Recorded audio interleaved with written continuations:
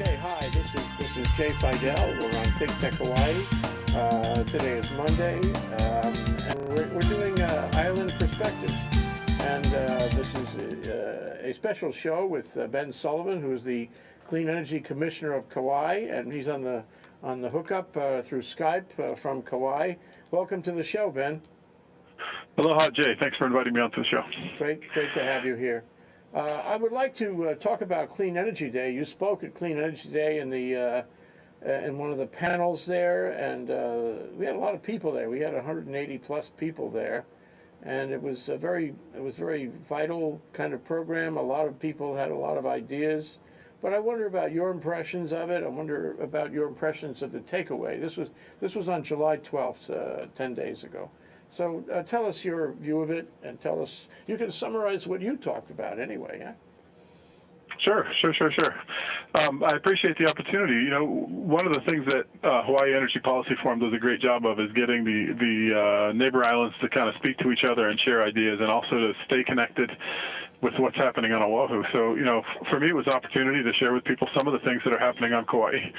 And did that really briefly, but there's a lot of exciting opportunities over here. We are working hard to strengthen our collaboration with our utility cooperative, KIUC. As many people know, that KIUC is really just doing an incredible job getting renewable energy onto the grid, and they're dealing with the challenges as they face them. You know, one of those is photovoltaics in terms of grid penetration, and then there's certainly a lot of other challenges as well. They just put in their smart meters, and there was some community concern about that, but that's moving forward. Otherwise, the county of Kauai, I work for Mayor Carvalho, and he's really doing some great things, pushing the clean energy agenda inside the county. So Mayor has his Holo 2020 vision that lays out a lot of aggressive components for clean energy for Kauai. A lot going on. One of the things that Mayor committed the county to last year was joining up with the Better Buildings program. Jay, I don't know, have you heard of the Better Buildings program before? No, not in those terms. I mean, I heard a lot about many building programs, but not the Better Building. What is it about? The U.S. Department of Energy has a program called Better Buildings Challenge, and what it is it's a network that facilitates municipalities making a commitment to reduce energy use in their buildings by 20% by the year 2020. And what they do is a lot of information sharing, a lot of networking and resource tool sharing in order to help municipalities achieve that. And they do a pretty good job. We signed up last summer and thought, we can do this, and these are in line with our goals at a minimum, so let's do it. And Mayor was right there to say, yes, we're ready, and we can make this commitment of resources and be sure that we hit these targets.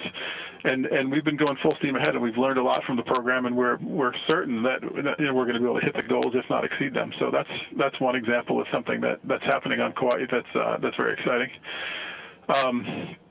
Something that's happening on Kauai that I think, in my sense from Clean Energy Day, was happening throughout the state is there's really, a culture change and a shift in a lot of organizations, just in terms of the number of people paying attention and doing the work, and the way the work is getting done, and the amount of collaboration that's happening across agencies and across departments in order to solve some of these complex problems we have with clean energy. So, overall, I think that's what the event was about. That's what we shared internal to our piece of the sector of the action, as it were, and that's what we heard from a lot of others as well.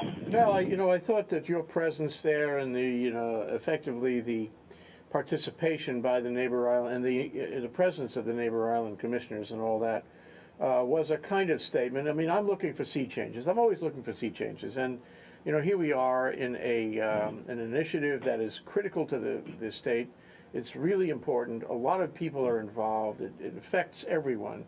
And the question is, how is it going? Faster, slower, more popular, less popular? Has the public really, got a necessary understanding?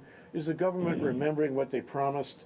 Is industry online for this? I mean, all these questions always come up, and that's why I think clean energy is useful and important, because it gives you an opportunity to get a reality test on what's happening with all these issues. And one of the issues is the neighbor islands. Are they connecting with Oahu? Are they connecting with each other?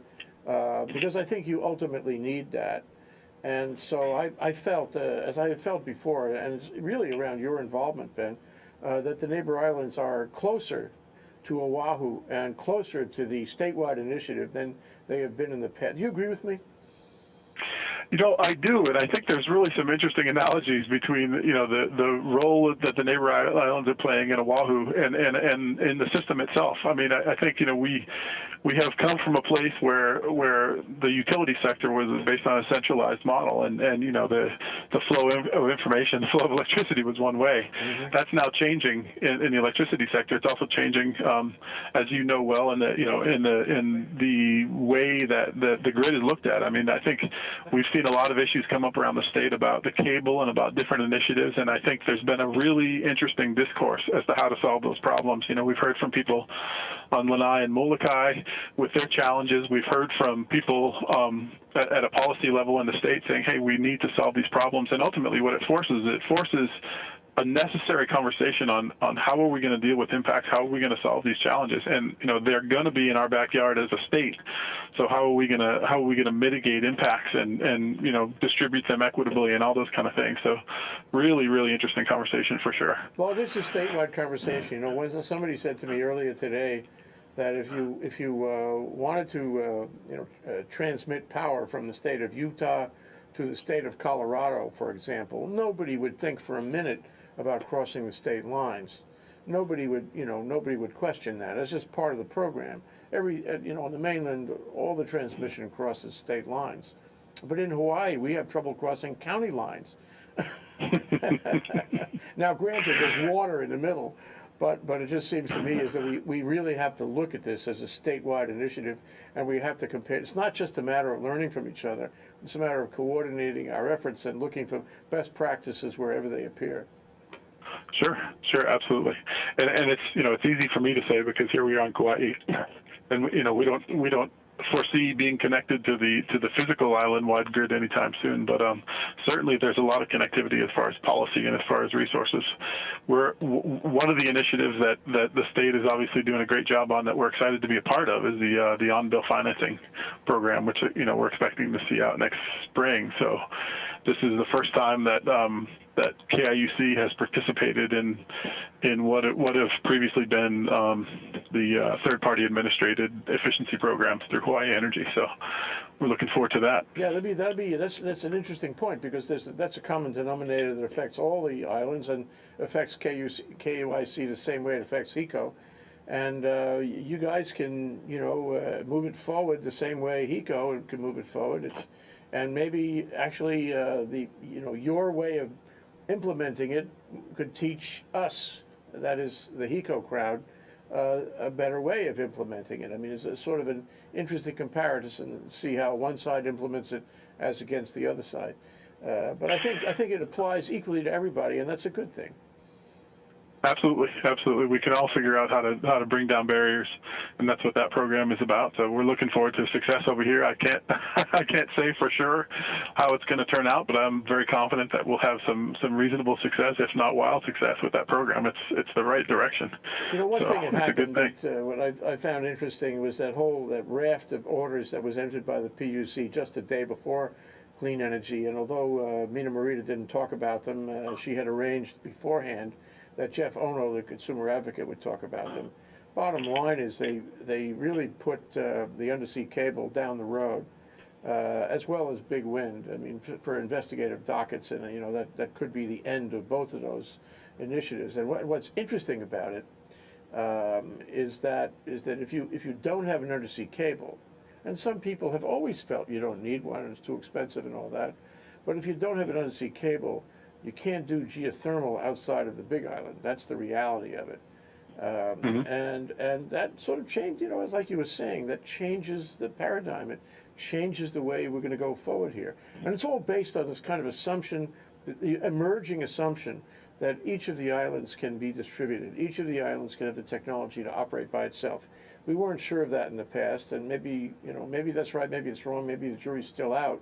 But it seems to me that everybody's sort of coming to that slowly, maybe more quickly these days, coming to the conclusion that everybody can be on his or her own. I mean, every island can, like Kauai, Kauai is actually proof of the possibility that you can actually have the clean energy resources and deal with them and be satisfied by them island by island. I think that's what's coming out of all this.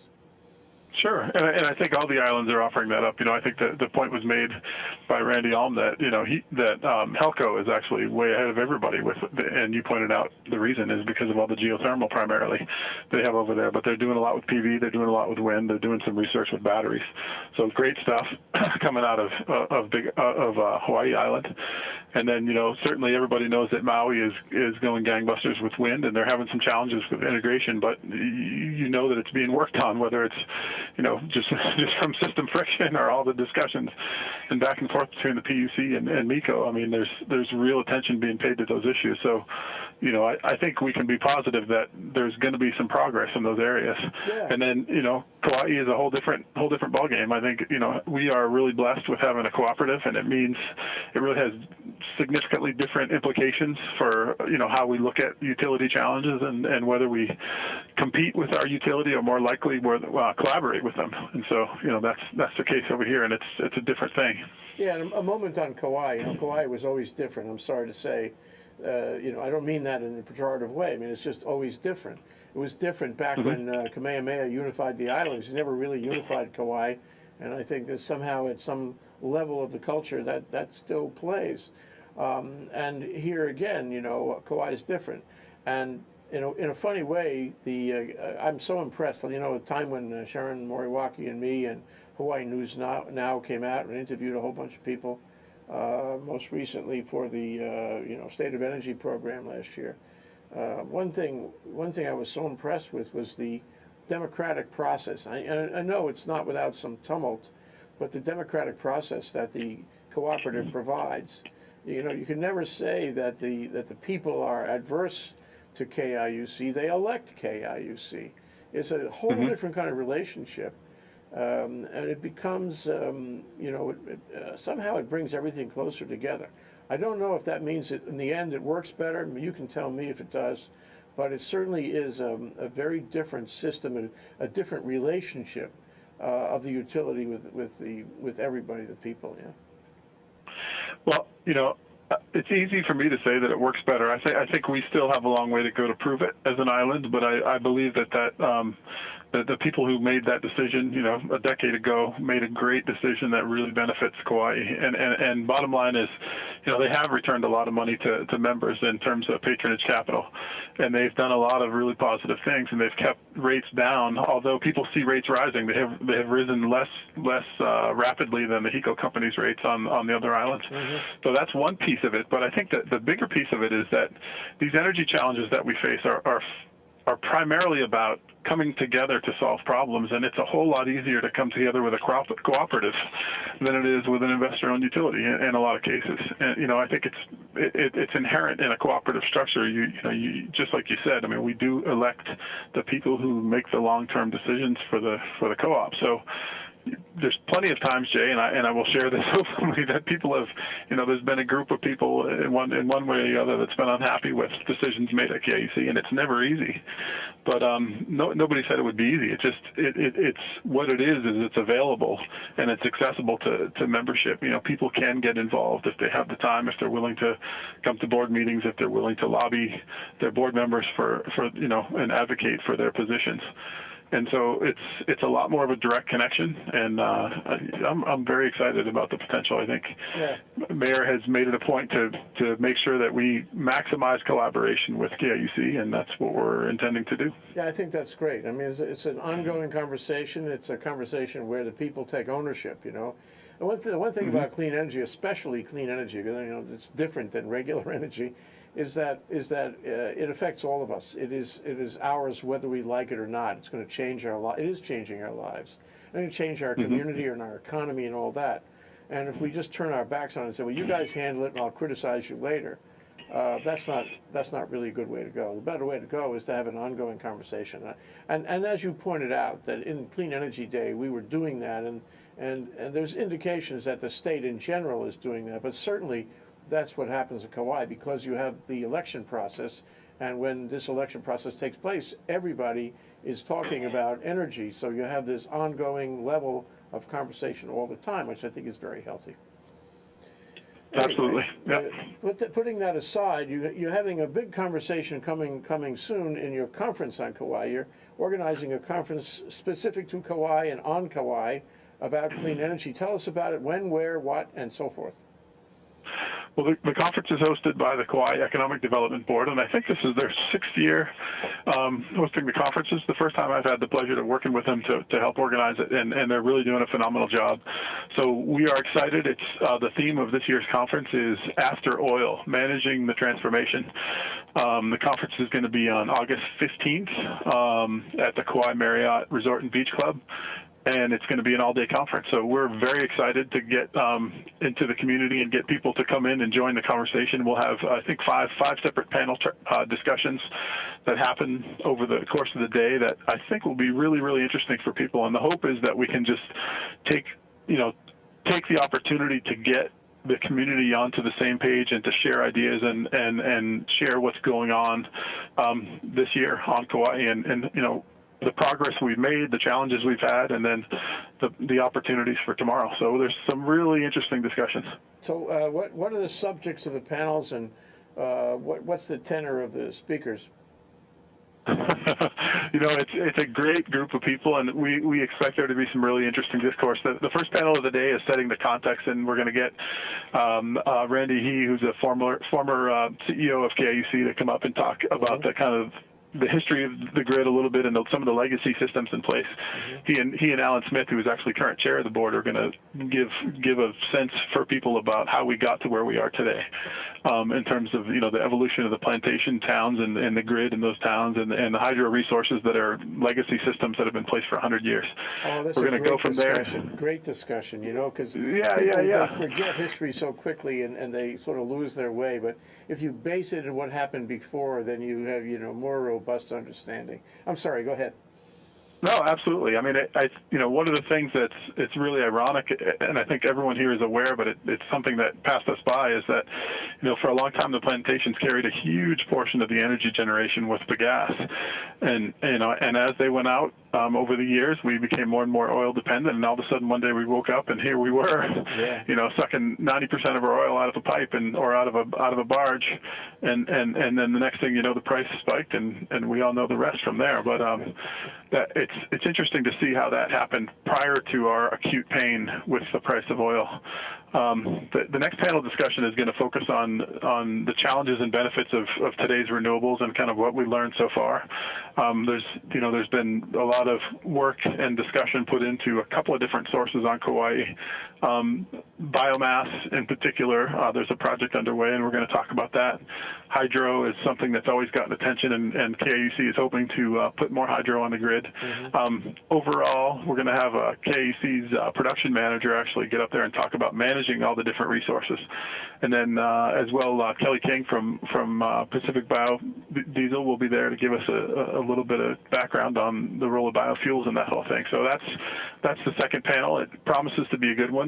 You might notice that PV is left out of that second panel, Jay, and I'll tell you the reason is because later in the day we are going to have a panel discussion specifically focused on the issues around PV and what we're calling the good, the bad, and the ugly of managing one of the nation's most PV-dense grids. So I'm not sure you're saving it. You're saving it for best. Well, that one, I mean, I think they're all going to be really good discussions, and there's a lot to learn. But that one will be the one I think that really gets people fired up and people's attention. And there's a lot of contentious issues, but important issues to deal with. I think they surfaced a little bit at Clean Energy Day actually, where we were talking about some of the potential social equity issues that relate to high PV penetration, and everyone's desire to get more PV on the grid, but an understanding that we have to do it under the right price structures and we have to do it under the right rate structures and all that. So it should be a great discussion. We're going to have, I haven't mentioned some of the really all-star panelists that we're going to have for some of these things. Go ahead. So why don't you throw some names at me? Sure. The PV discussion is going to include Mark Duda, who I'm sure you know well, oh, sure. and so Commissioner Mike Champley is going to be on that panel with Mark as well. Really, that's unusual that a commissioner, PUC commissioner, would be on the panel. Good for him for speaking out. He's got to be great, and CEO David Bissell of KUC is going to be on that panel as well. So we've got Mark representing the PV industry, and David representing the utility, and Mike doing what he does, representing the judge, I guess. So. Yeah, well, that's kind of that's unprecedented, but it's great to hear that he's doing that, and it's great to hear he's doing it in Kauai. And it's great to hear you having such an engaged panel in Kauai, all the panels. So So yeah, go ahead. Well, I mean that's one of a number of panels. They're all really wonderful people out. Another one that we're lucky to have some people coming over from Oahu for is the panel called "Getting Traction on Energy Efficiency: Tools for Getting Energy Efficiency Out of the Mud," and we had a little fun with the subtitle there. But that's going to be moderated by our own Mike Tressler from Grow Farm, and we're going to have Mark Matheson, who you know from Hawaii Energy, SAIC, who is leading the on-bill financing charge, to give us a background on that, and then another PUC commissioner, Lorraine Akiba, is going to join us on that panel to talk about two of them. Two of them to talk about the role of energy efficiency. So in the state and how that applies to Kauai. So and then some other panelists as well that we're still working out, but really exciting discussion going to be happening there. I can't tell you, I mean, these are two, but there are others. There's one at the end of the day that I have the privilege of moderating, which is going to be, which is titled "Transforming Kauai's Energy Sector," and it's perspectives on our energy future and how to get there. And so that one is a conversation with four people who really have, we expect, a really unique and dynamic perspective on what the future might look like for Kauai. And what we're hoping to do is give a vision of what's possible. And we want to share, different perspectives. We're not kind of holding anyone to a particular line saying, from your perspective, what's it going to look like. And so real all-star lineup on here. Rick Rocheleau, who you know from HNEI, is going to present one of the perspectives. Yeah. There's a gentleman named Eric Wojciech, who I met last year at the ACEEE conference. Eric is affiliated with a group called the Energy Collaborative. That's TEC, the Energy Collaborative, and has also done a lot of work with the California PUC over the years and some of the big consulting firms that work in that area. Matthias Fripp, who is a professor of electrical engineering at UH, and really has a lot of knowledge and understanding about the potential of the smart grid, is going to join us. And then because we couldn't leave out our patron saint of renewable energy on Kauai, PUC Chair Mina Morita is going to join that panel as well. That's three. So that's all three. So they're all going to be here sharing in a really healthy discussion. And so we're very excited. We're very blessed that they're able to make it over. And if they're listening, thank you for all giving your attention for the day to Kauai. Oh, and, wow, what a program. You got some star-studded casts over there. So indeed. What is it, I mean, what kind of audience are you looking for? Are you trying to get people to come over from Oahu and other islands? We would love to have people come over from Oahu. Yeah, really what we want to do is we want to just mix it up and get ideas and share ideas and just all the things you do at a conference, network, all that stuff. And our view is that just like the other islands, Kauai has something unique to offer, and it's a great place to be looking at, what are the possibilities and how can we solve the problem of renewable energy? How can we bring about clean energy Kauai style? So we between myself and my neighbor island colleagues, we all like to kind of knock off of each other in terms of what we think is most exciting, and we have fun with it. So this is our chance as Kauai to kind of get up on the stage and say, this is how we think it should be done. Oh, great idea. And then last panel, that really sounds like something I got to see. That discussion is so important to try to synergize all the conversation, all the issues, and look into the looking glass. Well, I hope I can get out to see that. I would say that's going to be a very important conference, and I think it will make a statewide contribution, actually, to bring all those people together for that kind of discussion. And I know that your panel will be the one that I would absolutely have to see. I think they're all going to be great, but I appreciate that, Jay. Yeah. Well, one thing it raises in my mind is this, going back to this whole thing about this distributed energy, island by island. I'm more optimistic about that than I have been in the past. I mean, I always operated on the assumption, and I'm interested in your thoughts about this, on the assumption that, in order to do distributed energy island by island, and integrate clean energy, which is non-firm, most of it, that you must have storage. That without storage, you're fighting a wall, a barrier, and you can't go all the way. And I've always felt that way, and I've always wondered whether there's somebody out there, maybe at UH, who's got a little transistor about half an inch big that stores a lot of energy, and you put lots of them together, and presto, you have something way beyond a lead acid battery, and you can put it anywhere and so forth. That hasn't happened yet. Whoever invents that kind of thing would be a very wealthy person. But putting that aside, I mean, it's sort of a wonderful possibility, but putting it aside, I think what's happening is the grid, I mean, in Kauai and everywhere, has now got new kinds of technology, new kinds of techniques to deal with, non-firm power, and to smooth it out to a large extent, and to bring the conventional generators online as needed on demand, so that you can actually keep on integrating clean energy into the system with a more sophisticated and responsive grid, to the point where you're going a long way toward including the clean energy and reducing the actual time on taking a load for the conventional generators. And so I think we're getting there without the transistor. I think we're getting there without the lead acid or the reservoir hydro storage power.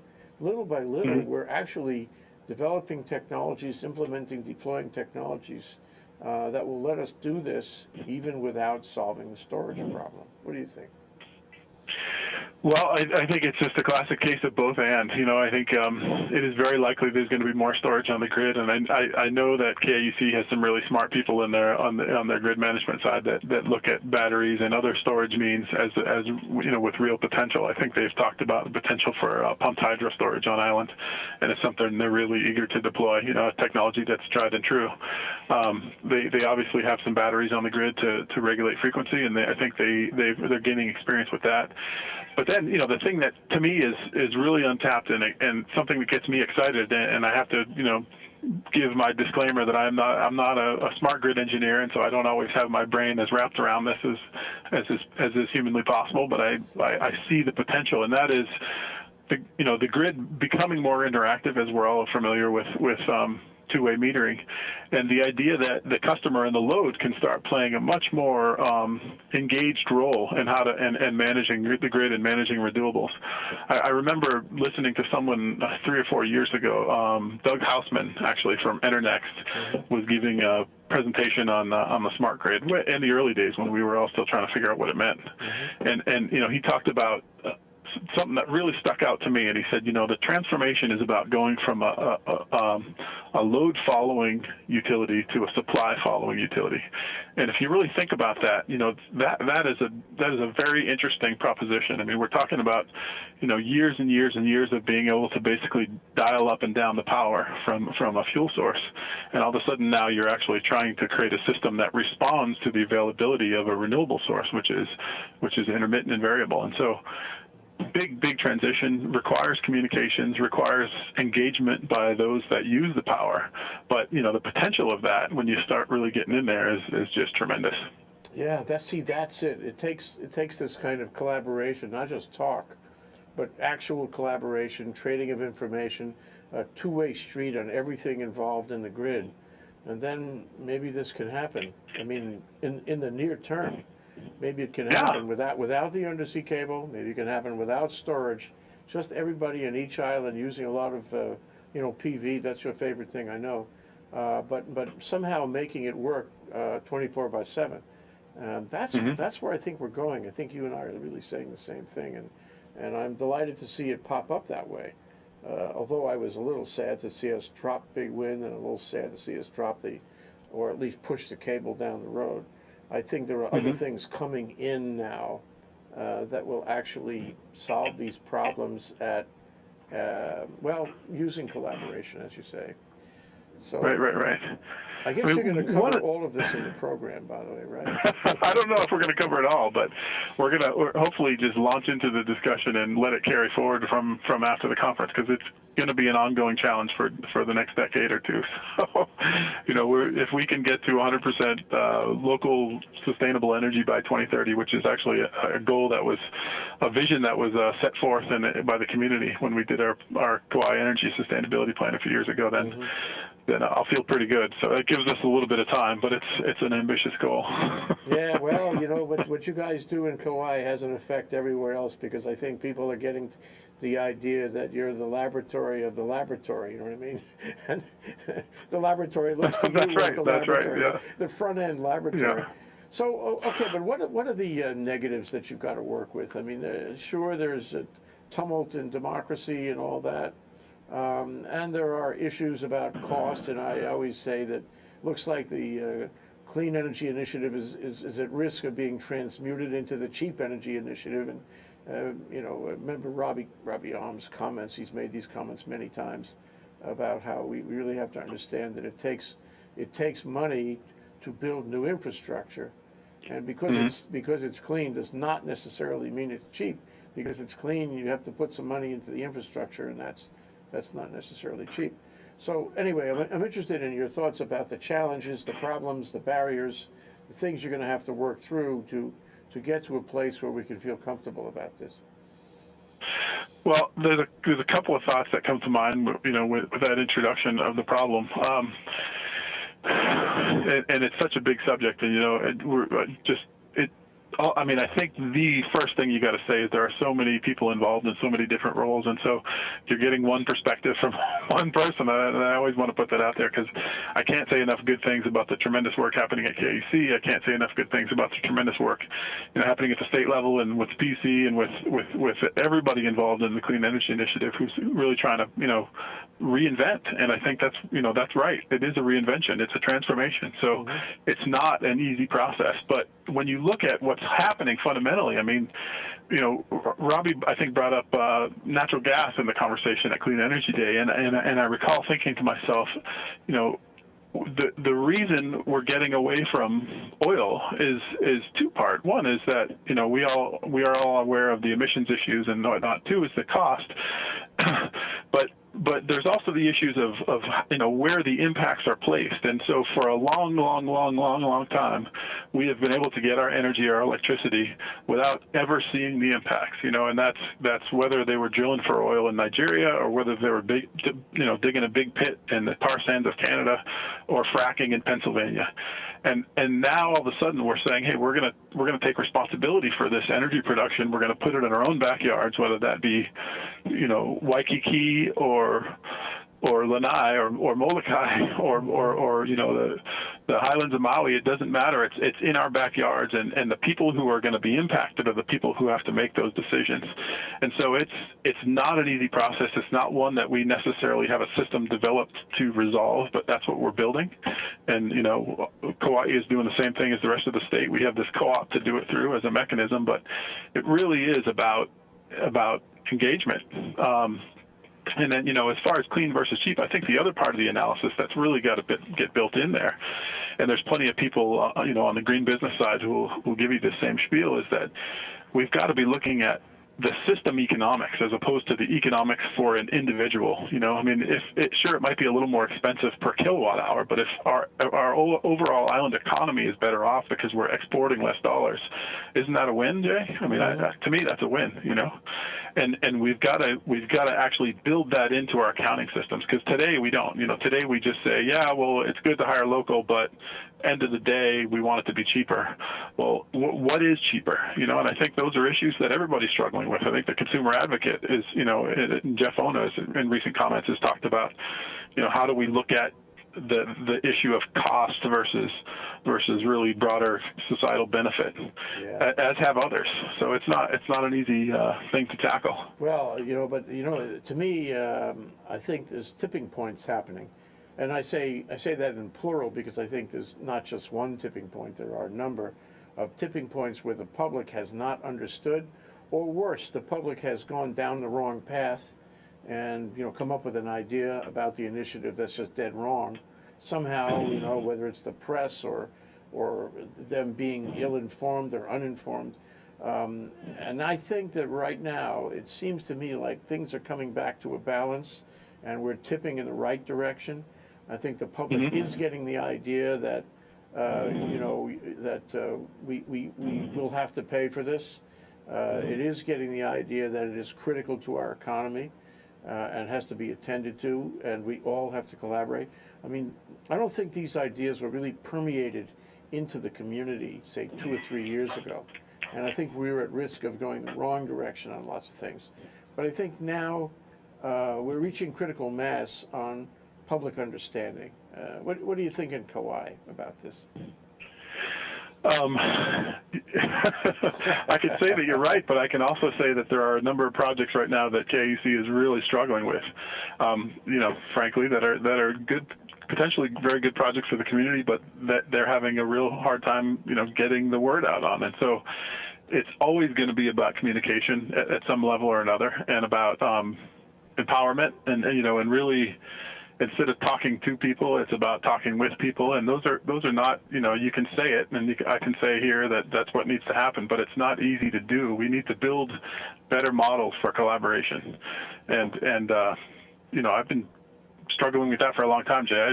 Before I got into the line of work I'm in, I did this as a volunteer, as a community advocate for renewable energy. When we first met, you had just joined the board of KIUC, as I recall. That's right. I just joined the board, but I spent 3 or 4 years before that as the chairperson for a local grassroots community energy group called Apollo Kauai, and all we did was educate and advocate, and that education was both of ourselves and of our community members, and then advocated, and we did it for years, and we made some progress. But I mean, when you're talking about a community as a whole, it's not as simple as just getting a word out and everybody knows it. It takes time. So, well, this goes. This goes to really. I mean, it's not just in Kauai, but I've come to believe that the American form of democracy, in fact, the world perception of democracy has changed. The internet has probably done a lot to change it, where people can get involved, and be right or wrong. You can go either way on that kind of thing. But at least the democracy is becoming grassroots on more issues than it ever was before. Unfortunately, sometimes people don't understand the larger question and the larger benefits and prices. And I'm wondering whether those projects you talked about that were at issue in Kauai, whether there's a NIMBY factor in that, or what? What are the arguments that play on trying to do or stop a project in Kauai on clean energy? Well, I mean, I think the thing that people have to do, and probably the hardest thing to do, is to let go. You gotta when you go out to a community and you say, hey, we want to try something. I mean, you got to just go out there with an open slate and say, here's what we're trying to achieve, and here's what we're trying to do it. And it's, anytime you go into those conversations, as there's always, years, decades, and some, in some instances, centuries of history that are behind how people react to what we're trying to do. So it's really a matter of, it's not so much just learning how to communicate; it's learning how to be a community again. I mean, we are fractured in a lot of ways, and I think there's the smaller islands that they have a tighter sense of community just by geography, so they're able to really have that, and that's sometimes different in the larger environments, but I think it's there everywhere. I mean, everyone feels like this is home, and everyone cares for the place tremendously and wants to do what's right for everyone. And it's just a matter of how do you move through a discourse to get to those decisions. It's not easy. No, it's not easy. And one thing, and this is another tipping point. I think people have really not integrated the notion that we're under pressure here. We're under a time pressure. and that if we don't do anything, if we don't deal with the oil issue pretty soon, we're going to be victim to it, and it's going to damage our economy in more profound ways than it already has damaged our economy. I believe it's already damaged our economy, and once people get the idea, once we cross that tipping point, and the public understands that if they want to take an adverse position, if they want to stop a project that that is going to build clean energy, they're actually taking a risk that might be greater, than maintaining the status quo. I'm sorry, maintaining the status quo is a greater risk than moving ahead on a project, because the status quo is not going to be sustainable when oil prices go up. So, people have to understand that. You're right, and if people are going to be critical, I think if we're going to come out and say, hey, this doesn't work, we have an obligation to then say, here's what might work, right, as opposed to just saying no to this and I have nothing else to say. There's got to be an alternative, and that's how you get to solutions. So it ain't easy, as you know well, as you guys, as the whole sector knows well. I mean, what comes to mind, though, in the whole vein is the economic analysis, namely that if we are collectively paying, I don't know what it is, $6 billion or $7 billion in say transportation and generation oil in a given year, and we instead of doing that, instead of spending that money offshore, we kept it, or at least a substantial part of it. What would that happen to the economy? I don't think people really see that. If I said, well, half of it would now be disposable income in your pocket somehow, or in our collective pocket, then what would happen to the economy? The economy would obviously be better. You know what they say, I mean, a community that has ready, available, stable, and hopefully cheap energy is going to be a better economy by definition. And so that's where we will go. And I think if people understood that, they would really march a little quicker toward the goal. You got to be right. I got to believe that you're right. So what about Kauai? I mean, how would this work in Kauai? I mean, Kauai is, it's largely a hospitality industry place. Am I right? Yes, you are. It's volatile and vulnerable because of that. So if I gave you back half of what you spend on energy, how would it affect the economy of Kauai? It would have tremendous benefits. I mean, if we look at KUC as an example, they buy on the order of $100 million a year in petroleum products to power the grid. And for Kauai's economy, that's a lot. We're obviously a lot smaller than Oahu, so that's a big, big chunk of money. And with their goal of 50% renewable energy, which they seem in line to achieve by 2023, that number is cut in half, right? We're talking about half the energy coming from local sources. So there'll still be some capital payments and some outside investment, but it won't be going on a barge, offshore. And so that's going to be a big impact. And then, the thing that gets really exciting is if you say, okay, what about that next 50%? What about, instead of just looking at an additive analysis on a bunch of projects that are going to get us to 50% renewable energy, what if you really start looking at a transformation? What if the system is different in 10 years than it is today fundamentally? What's the spin-off from that? Are we then in a position to export our expertise to the other islands and into the mainland? Do we have the opportunity to be more technology based in terms of what we do and develop here? Are there software development opportunities? I mean, there's so many veins of it, and it's a function of our situation. We've got this brutally high cost of electricity, highest in the state, or not highest in the state, but very close, right? So higher than Oahu and Maui, sometimes higher than Hiko or Helco, other times not, and then certainly Lanai and Molokai know the kind of pain that we experience with high rates. But as much of a negative that is, it's also a positive, because we have this opportunity to solve the problem and that much more leverage in terms of the cost to do it. And so it's a very exciting place to be. You can be nimble. That's what I admire. That's something. Go ahead. That's something David Bissell has really made a point of in the last couple of years, and I think he was right on when he said, we're going to retool and we're going to be nimble. We're going to take opportunities, and that is fundamental. Is like, the things are changing so fast. It's hard to make big, giant infrastructure decisions that have 20-year impacts when the industry is changing in 5-year cycles. But he said, hey, we're going to do that, and I think he's done a good job, and I think that the island of Kauai is reaping the benefits, and I think that Mayor Carvalho is doing the same thing. He's saying, hey, we're going to take opportunities as they come, but we're also going to push. We're going to look for places to explore and learn. And that's why I love my job. We get to test things all the time, on a smaller scale certainly than the utility does, but we get to push and test and find out ways to solve problems. So it's all good stuff, Jay. It's all very exciting, and you talk about transformation. Indeed, there can be no other word that's more apt to describe what's happening in clean energy. But one, I will tell you, I used to say, plus ça change, plus la même. The more things change, the more they stay the same. I don't say that anymore. Now I just say plus ça change. I say everything is changing, and you can't assume that anything's going to stay the same. And so transformation, implies that everything is changing. And as we go down the path of clean energy, as Kauai does and all the other islands in their own way, and all different, be interesting, it will be interesting at your conference to make the comparison about how each island looks at it and how each island handles these issues. That would be in itself a fascinating conversation. But if you say that this is a transformation, and certainly it is, you're saying that it's more than energy, because every transformation, by implication, by definition, transforms ripple effect things. I mean, for example, you talked about the possibility of inventing software and having like a tech industry around energy, which I would love to see.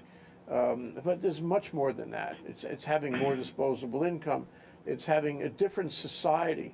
As we change energy, we change fundamental things in the way our society works. And that's what's really exciting and compelling about it. And well, I know that you're involved in that, and someday I hope you still talk to me. We'll look back down the road and say, well, we at least knew the pioneers, guys like you, who changed our world, who changed our islands, who changed our relationship with the community around us.